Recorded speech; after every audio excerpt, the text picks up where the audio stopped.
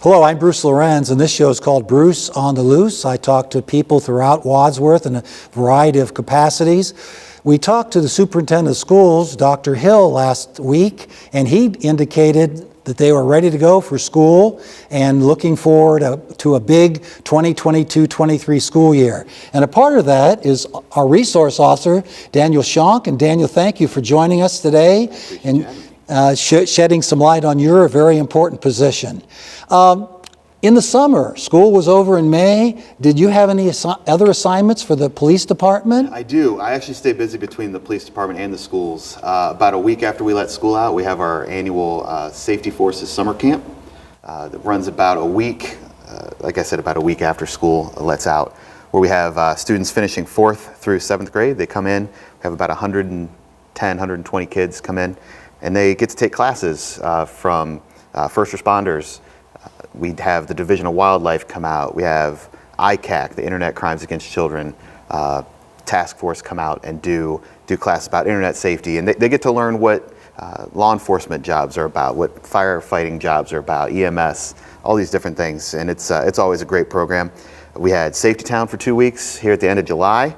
That was fun. Had about 130, I think, incoming kindergartners come in. Had a couple returning going into 1st grade that missed last year. And that's always a blast, getting to see them and introduce myself, and they get to see Officer Dan outside of school. And hopefully I can be a familiar face when they get into school. But at the police department, they put me in the detective bureau over the summer. So I get to help out with the investigations up there, especially anything involving juveniles. I have, I guess, a particular skill set, I guess, when it comes to juveniles, that I can lend some of that expertise and knowledge of our kids based on my time in the schools to some of these investigations that happen outside of school. That's very prudent in regards to showing the students all the safety force. I talked to Matt Hissock a couple weeks ago, and he said recruitment sometimes is difficult when Phoenix and other major cities are coming in and saying, hey, we'll give you a signing bonus and we'll give you all these benefits. And it's really important to get local folks here that understand the community. Exactly. They understand the community. They grew up here. They know the streets. So we try and hook them young and get them interested in this line of work. And I know that some of these students that have gone through this summer camp, we've done it for over 20 years now, they've gone on to law enforcement jobs. They've gone on to study it, whether it's through the vocational program at Barberton, whether it's in college and so on, and it's turned out some good recruits. Were you able to get some more training in the area of your expertise working with the schools? Yeah, every summer the state of Ohio, the Ohio School Resource Officers Association hosts a statewide conference. This year it was at Kalahari, up in Sandusky. Got to take some legal update classes, some best practices type classes there. Lasted 3 days, and got to network with other school resource officers, can kind of steal some of their ideas that they have for classes and things like that. It's an awesome opportunity. That's really important because you don't have the opportunity to see those people during the school year, and there could be someone, again, Barberton or in the Worcester area or Cincinnati that might have something that you just might try and it might work out for you. I've learned a lot going to that conference the last couple of years. It's been great. Officer Dan, how long have you been a resource officer with the schools? I was thinking about that the other day. I think I'm starting my 5th school year, which seems out of control. It doesn't feel like it's been that long. It's been fun. But yeah, this is my 5th year starting off. How about that continuity? When you first got in, you were probably asking the principals and teachers and other people, secretaries. Now it probably comes a little easier, doesn't it? It sure does. Being able to have that continuity with the staff and also the students. I'm somebody that they trust. But yeah, my office is at Central Intermediate School. And that's a big, confusing building. It took me about a week to find my office. But now that I know where I'm going, I know my way around all the buildings and knowing all the staff and students, it's great. They have a comfort level with me now that you could tell at first wasn't there. There's this police officer coming into an elementary building, and why do we need an officer here? It's a 5th and 6th grade building, or it's K through 4 at some of the other buildings. Why do we need an officer here? We don't have the same issues that they have at the high school or even middle school. But being able to work closely with them over the course of, and it happened quick because the officer that was here before me, Officer Innocenti, laid such a good groundwork that I could kind of come in and they didn't have the same reservations about me as they did when he started the program a couple years back. Was Officer Arsetti one of your mentors? Absolutely. Such a good teacher. He was beloved. He set up such a great program here at Wadsworth City Schools, proved that it was a benefit to the schools as well as to the police department, that we have, again, that continuity, that knowledge, the trust built up with the community in that way.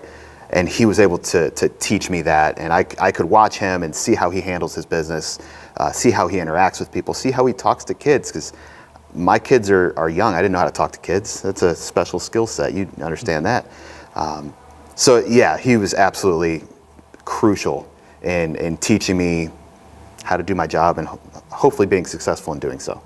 We're doing the show today in City Council chambers because, as you indicated, you have cooperated with the teachers, the principals, the counselors, and so does the city government and the schools work hand in hand, and by working together, they can go ahead and solve issues collectively. Correct, yes. If we can solve a problem without having to take enforcement action, that's preferred a million times more than some sort of enforcement action. If we can intervene, get people help, get people services that they need, rather than taking some sort of enforcement action like a ticket or an arrest, we'd rather do that for sure. There's now a counselor in every elementary building and CIS as well. Yep. How do you relate to the counselors, and do you get assistance from them all the time? Yeah, I'm first of all thrilled that we have a counselor in each building now. That's one of the things I wanted, and I'm glad we got it. They are pivotal in everything that we do as school resource officers. They are such a source of information in a way that it's hard for us as law enforcement to get in contact with kids in the way that they can, and get the kids to open up to them in the way that they can. To have the kids trust the way that they do, but also making the kids understand, like, hey, if you tell me something that I have to report, I'm going to have to talk to Officer Shonk about it. I'm going to have to talk to your parents about it. They are such a fountain of information, and it would be impossible for me to do this job without their help. And what about the teachers? Teachers certainly in the elementary have the students a good portion of the day.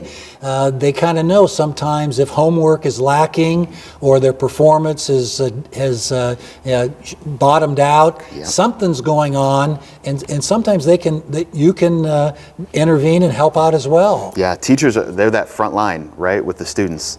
They see them every day. They know what normal is. They know if something, maybe they don't know exactly what it is, but they know, they can sense, hey, there's something different with this student, and they can say, hey, counselor, can you check in with this student? Something doesn't feel right. And sometimes that snowballs into something big. Sometimes they just didn't sleep good the night before, but we need those eyes and ears on that front line of working with the kids to make sure that they are in a safe place and taken care of at home and at school. Your fifth year in this position, do you think you know students from interaction with them in class and at lunch and recess and when they dismiss? Do you think you have a rapport with some kids and you know that, boy, they're in activities, they're really doing a good job, and others you have some questions about? Well, it's hard to know all of them. There's, right. 4,500 students in the district, and I'm not good with names. I'm great with faces, Sure. but I'm not very good with names. So I try to know all of them. But you get a pretty good feel for the kids being in there 5 days a week, for 9 months through the school year. It's fun to watch them grow as they have over these 5 years. I just spoke at freshman orientation earlier today, and those kids were fifth graders when I started off. So they were at CIS my first day, and I got to see them walk in and to see how much they've grown and to see forward what they're going to do with their high school career. It's so cool. It's really cool to be able to see that. Are there kids that get into trouble that I know better? Sure. There's also good kids that I get to know because they are involved in our summer camp. They're teen leaders at Safety Town, and you get to see them in that light too. And just it's really refreshing to see young people stepping up in leadership roles the way that they do around this community. It's very cool. Are you open to parents reaching out to you, and if they see some issues at home, talking to you and getting your assistance? Absolutely. Parents, if you ever have any questions or concerns or anything, I get calls, emails all the time from parents saying, hey, Johnny's struggling at school, there's a bully situation, or that got legal questions, anything, I welcome them. Call me, don't text me. Call me, email me anytime, and I'd be happy to get back to you as soon as I can. Now, you're not a mind reader. If you don't know that on the bus or at a playground or wherever in the hall, someone is knocking books out of someone else's hand deliberately or whatever, you probably don't see that, but if you would know, you could probably intervene. What would you do if a parent did call you and said, my son is being bullied in a couple different places? Sure. So there's a couple different ways we can go, and a lot of times I leave that up to the parents because they understand the situation better than I ever will, even if they describe it to me. It could be as simple as, hey, you know, we make a note of this, and I could talk to the counselors and the principals and the teachers and around this student to say, hey, keep an eye out on this. You know, extra sets of eyes are always good. It could be, hey, I don't mind talking to the student that's causing the issues, talking to their parents and saying, hey, knock it off. If it gets to the level of criminal, we can look at that too. But again, preferring to intervene non-enforcement ways is preferred. Sometimes the school's kind of caught in the middle. There's, of course, with cyberbullying going on, sometimes in the home. It's a home issue, but it boils over into the school. Sure does. Can you comment about that? Do we have a lot of cyberbullying in Wadsworth? Social media is the worst. I'll just say that. Social media makes things hard. When we were going to school, we could go home and turn school off and didn't have to think about it until the following Monday. Now it follows kids home. So the teasing, the harassing, the bullying, that kind of stuff follows them. They can't turn it off. They have a hard time turning it off. So I don't know if we have a lot compared to other places, but it's definitely stuff that we see and that we do take serious. So if there are any issues like that come up, again, we're not mind readers. I'm only one officer covering 8 buildings. I can't be everywhere at once. I don't see everything. So if I have extra eyes and ears pointing things out to me, that helps me do my job better.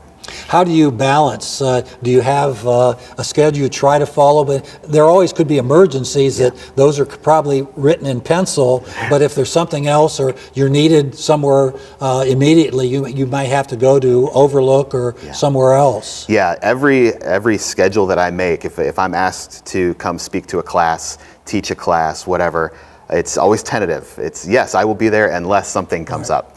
I hesitate to have a set schedule. I don't want to be predictable. I don't want to be in one school on a certain day at a certain time and people figure out what that schedule is. I try to be fluid and pop up different places at different times, same building twice in a day sometimes, just to be unpredictable so people don't know exactly where I am, but also being available for people if they need me.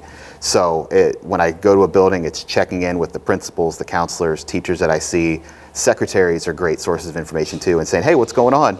Secretaries run the school, right? They do.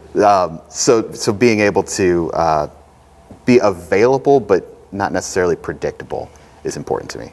How did COVID, and we're still kind of on the fringe of it, impact upon your position? It was hard. I didn't get to get into as many classrooms as I wanted to. Obviously minimizing the amount of contact that people that aren't typically in the classroom have with people in the classroom. I kind of pulled myself back from those, but I missed getting in and reading books to kindergarten classes, doing our 3rd grade seatbelt program, getting into like health classes and stuff like that. Doing the experiments we do, we have the fatal vision goggles that simulate alcohol impairment. Not being able to do that because you're sharing them with other people. It was hard. It was a bummer. I actually had to do one of my alcohol lessons virtually. I had to make a video of me, and I recruited he was 5 at the time, my 5-year-old son, to put the goggles on and do an obstacle course, and just to highlight how impairing those goggles are. And it's fun. It was funny to watch him floundering around with the goggles on, but you don't get the same effect as you do when you're in person. It sounds like the teachers, when they want to do a particular lesson or want to emphasize a certain subject, they could call on you and you can try to go ahead and assist them. Absolutely. I love getting into the classroom. It's probably my favorite part of the job, which I didn't expect it to be. I've gotten into health classes, like I said, teaching alcohol, drugs, consent and healthy relationships. I talk to 3rd grade seatbelt program. I get to read to kindergarten classes about school safety and not letting strangers into the building, not even letting people into the building. They have to go to the front door and check in.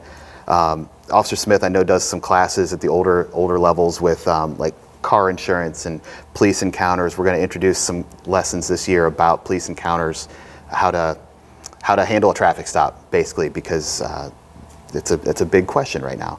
I've gotten to do a civil rights class with middle school social studies class. That was probably my favorite, talking about search and seizure law, the rights that people have, protections that people have. That was always a fun one. You mentioned the opportunity for students to secure the building. That's a team effort, isn't it? It's just not the phys ed teacher who takes the kids out or the custodian. Everyone needs to be diligent. Unfortunately, Uvalde, Texas, the tragedy there developed with an open door. Yeah. That's one of the things I go around and check. When I go to a building, it's checking doors, make sure that they're locked. It's teaching the staff at the buildings and the students, hey, don't prop these doors open. In your classroom, keep the door closed and locked at all times. It's one less thing you have to do if there is an emergency. And we drill all of this stuff too. We do lockdown drills, evacuation drills, and as uncomfortable as that makes people, I understand that, but it is important. And I think we have a pretty good program here. Was there any excuse for one of the classroom doors not to work properly in Uvalde, Texas? No, no excuse.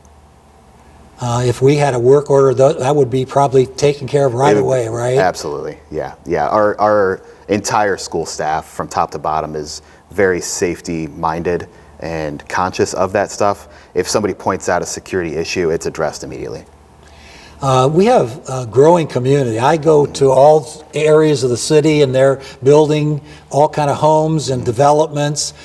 Do the counselors help you with, there may be 10 or 12 new students, and you might welcome them to the district? Yeah, if there's ever a new student in a building while I'm visiting that building, we make it a point to introduce them to me, or if I see them, I'll introduce myself to them. Because you don't know, what district they came from, what city they came from, what state they came from, what country they came from.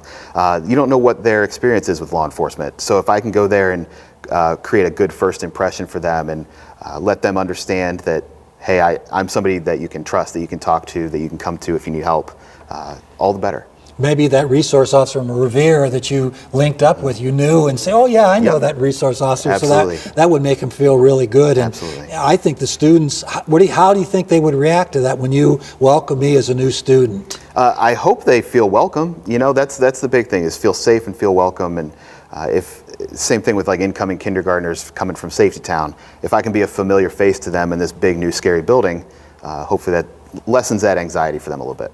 Let's talk about the transition. You talked about the elementary students moving to the big CIS building and the big building and all the nooks and crannies. Parents and COVID has taught us that our students are getting more anxiety, like 28% increase in anxiety. Can you help a little bit to reduce that anxiety level? I hope so. That's part of the goal, is to make the students feel safe at school, because they're not going to learn if they're anxious about where they're at, if they're worried about anything. So the goal is, be seen, be trusted by them, to know that they're in good hands, they're in a safe space, that everybody around them is here rooting for them and cheering them on and doing everything they can to lift them up and improve them, make them better in all aspects. So, and I think the students understand that. A lot of times I talk to students who feel like school is their safe place. No matter what's happening at home, they can come to school and they've got food and they've got support, friends, and that's the goal, make sure that they feel safe there. We always think of violence, and certainly that is unfortunately a large part of your position in the schools, trying to do things to train the students, but sometimes the families, again, with limited resources and maybe not to their situation, but they just don't have the money, and the students are wearing the same clothing for a week and a half maybe. It's on the verge of neglect. Do the teachers recognize that, and do you maybe look into that situation with that student? Sure, yeah. Like I said, the teachers, the counselors, the principals, they're all front line with the students. They're the ones that can notice these things, because they see those kids day in and day out. If we can identify the source of the problem, fixing that problem. Is it, did somebody lose a job in the home and they're struggling right now? Or is it just the kid doesn't want to get up in the morning and shower. Is it an education thing? We need to teach the kid, hey, this is what you need to do in the morning to get ready for school, or is it something that we can help the parents with? And getting to the root of it and trying to address the cause instead of just necessarily the symptoms. Also, there's the other issue with physical abuse. That certainly has the county involved, and again, our cooperation with Medina County, and certainly there's statutes within the state that the teachers and you also would have to observe.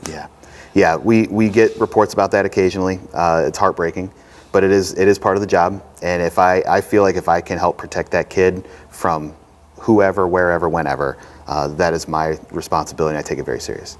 Sometimes the parents might complain about they seem like a taxi service, taking their daughters to ballet or again, soccer or bowling or baseball or whatever. But in the end, I've always been a firm believer that the activities and the groups that you're in really help mold a student into who they are maybe later. Absolutely. If we can get students involved in extracurriculars, that's one of the biggest mitigating factors when it comes to risk factors for kids. Idle hands, right? If we can keep them busy, we keep them off the street, unsupervised. If we keep them in a nice supervised environment, they're making friends, they're getting worth from whatever they're doing, and that's extremely important with kids this age. And they're building assets. They're finding adults they can count on, adults, and there may be, if there's baseball, there may be 2 or 3 coaches there that one does the infield and the outfield, and they get to know them, and they can be helpful to the students as well. Absolutely, and that's one of the cool things about Officer Smith is he was able to help coach high school baseball this year, so he can, in addition to being at the school and being one of those role models within the school, he can actually do it with the baseball team and form even closer relationship with those kids. I mentioned to an individual that I was doing the interview with you the other day, and they say, oh yeah, we see the officer dismissal. He helps make sure the traffic flows and everything. I'm not sure if we'll have that problem 5th and 6th, because there seems like there's ample acreage there, but some of our elementaries, the traffic flow is crazy, isn't it? Sure, yeah, I'm looking forward to the new CIS building. The traffic there around CIS is tough. And I recognize that, and we're working on it. We're trying. But yeah, all the buildings, parents love to take their kids and keep them off the bus, I guess, which is fine. We just need to obey all the traffic rules that are there in place, because that's what's going to help things go a little bit smoother. But yes, I'm very much looking forward to the new building, and that's been a conversation when it comes to the design too, is the traffic flow. I know sometimes we've had difficulty getting bus drivers, but I think that's getting maybe a little better. And if at all possible, using the bus is probably the best way, most reliable way to get there. Plus, they won't have to use their gas to go ahead and transport the students and wait for them. That's right. And it could be waiting for a few minutes because of the backlog. That's correct. Yeah, and the buses again are different than when I was younger. There's cameras all over the buses now, so I know some parents have concerns about things that happen on the bus. It's a good, safe place. Don't worry about sending your kids on the bus. And parents are concerned about the kindergarten. It seems like at every level, the entry and going into maybe CIS, and maybe those going to the middle school. Those building changes really add a lot of anxiety to both the students and the parents. Could you speak about that for a second? It is, yeah, it's a big leap. At freshman orientation this morning, the principals gathered some information from the incoming freshmen just to get an idea of what their concerns were. And one of the big concerns is, I don't know where I'm going to go in this building. I don't know where my classes are. I'm worried I'm going to be late to class, things like that. And I think that's true every building leap that somebody takes, whether it's from elementary to CIS to the middle school, and so on. Or their locker. Or their locker, yes. I used to have nightmares about forgetting my locker combination. I still do occasionally, even though I don't have a locker. Just for the kids and for the parents, just understand that the staff at Wadsworth City Schools is absolutely incredible. I've never ceased to be amazed at how good they are with the kids, at helping them, going out of their way to ease their minds. You kids are in great hands. They really are. I've been so impressed by them. You mentioned you check the doors and everything, and you're not in every building every day. Do you also give friendly reminders to, Yep. again, if a teacher, art teacher wants to take the kids out to sketch flowers or something, or the phys ed teacher goes out, do you kind of friendly remind them, say, hey, you come in, don't let a student check the, maybe you double check the door, make sure it's locked. Sure do. Yeah, that's a big thing. Especially on some of the older buildings, CIS, there's air pressure issues that sometimes leave the doors open. Hey, make sure you double check those doors, make sure they're locked. I'm going to come around and check them too. It's kind of a source of pride for principals too. If I say, hey, I found a door, I just saw it didn't close right behind that person, I closed it, you're good. And they're like, sorry we didn't catch it sooner. I'm like, I was right there, like, we're good. But everybody knows, like, hey, check your doors, make sure your windows are closed, doors are locked, all that stuff. And it's really, it's a team effort. How much have you learned in your 5-year tenure in your position? Oh boy, I've learned a lot. It's a completely different world than strict law enforcement, right? We're not trying to arrest everybody. I think that was kind of the perception when we first put officers in the school, is that you're going to arrest little Johnny in 3rd grade. And that's not the case. Being able to be a role model, being able to be an educator in some regards, has been really cool. I think it's made me a better parent, honestly. I think it's made me a better police officer on patrol as well, to be able to learn lessons from the counselors, the intervention specialists, the principals. I mean, you can learn so much from everybody because they handle things different than law enforcement does. And it's really been a cool experience for me. Yeah, that's what I found when 6 years I was coordinating student teachers through the University of Akron, and it wasn't always what I learned, what they learned from the teacher and from me. I really learned from them, and the mentor teacher said the same thing, that they learned a lot of technology and a lot of new ideas from their student teachers. Absolutely. And that's certainly true, and it's really important that we go ahead and be open. This was Bruce on the Loose, and I enjoyed talking to Officer Daniel Shonk, and wish him luck for the upcoming school year. And every school year is different, isn't it? It sure is. It's always interesting that first week of school. You get to know everybody. No question about it. Thank you very much for your time. Thank you.